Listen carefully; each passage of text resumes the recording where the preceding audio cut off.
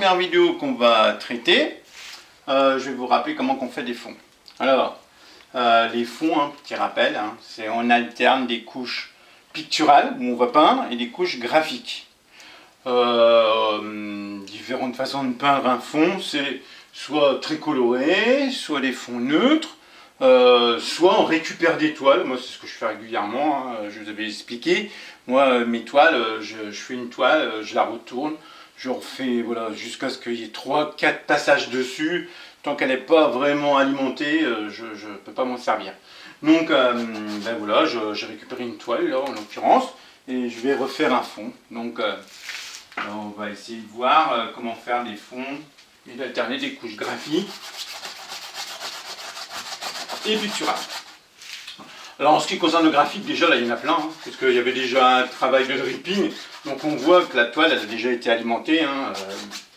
Le but c'est d'avoir une toile avec énormément, un maximum de contraste et d'énergie afin qu'elle puisse me porter après mes sujets. Et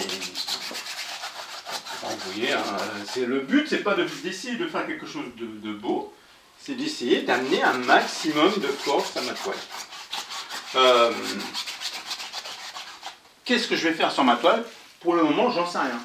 Ne cherchez pas à faire un fond en disant voilà mon fond il va me servir à faire un paysage ou des fleurs ou on s'en fiche. Essayez déjà d'apprêter une toile afin qu'elle vous qu'elle vous porte. Alors on peut mettre de la matière, on peut mettre là par exemple ça c'est du modeling paste fabriqué maison. Vous vous rappelez la recette j'espère. Moitié gesso, colle blanche ou caparole. Après, dedans, on peut mettre du pigment, on peut mettre un peu de couleur, on peut mettre tout ce qu'on veut. Et après, on rajoute la maïzena, voilà, pour donner de la consistance. Alors, un fond, si on veut qu'il y ait de l'énergie, il faut être énergique. Il faut gratter, il faut projeter. Voilà, moi là, madame, je suis chez moi, donc je peux faire un petit peu ce que je veux. Bon, je fais attention parce qu'il y a ma femme qui est derrière la caméra, donc elle va m'oublier. Mais bon, voilà, je jette, je projette, je pulvérise. Voilà, tout ce qui est bon pour alimenter.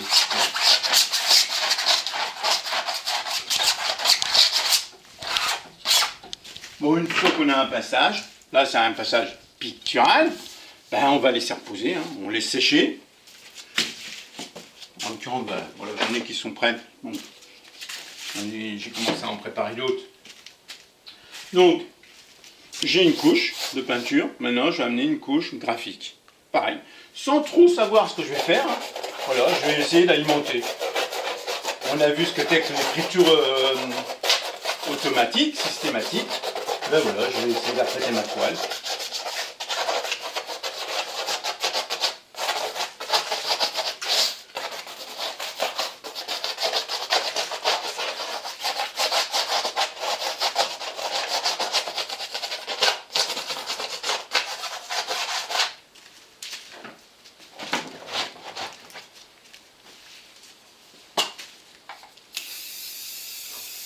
Un petit coup de fixatif.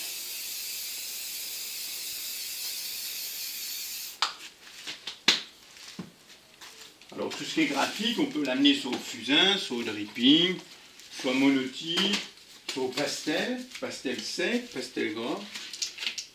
J'ai du pastel, en l'occurrence j'ai du pastel sec. Et voilà, j'amène un peu d'énergie avec mon pastel sec. Je peux diversifier un petit peu les couleurs.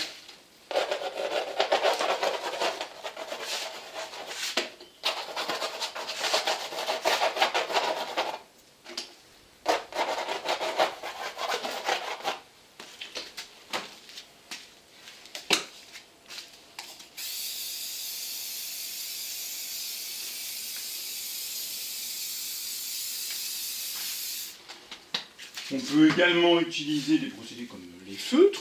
Les feutres, ça marche aussi. Voilà, si on avait un système avec, si on a des feutres acryliques ou huile, bon, il faut faire attention de pas. Voilà, c'est quand même assez relativement cher, pas n'importe quoi. Mais bon, le feutre, ça marche. Hein.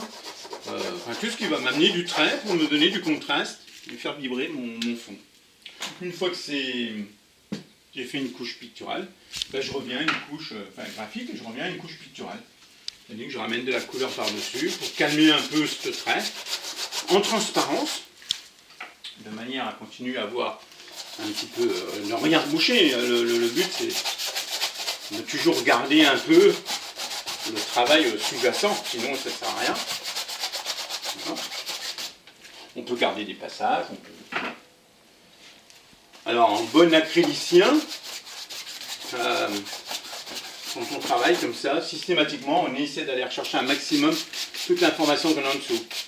Si vous mouillez, vous pulvérisez, vous grattez.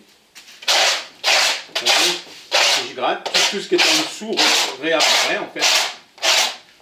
Et là, c'est intéressant. J'ai plein de choses qui vont faire vivre mon fond.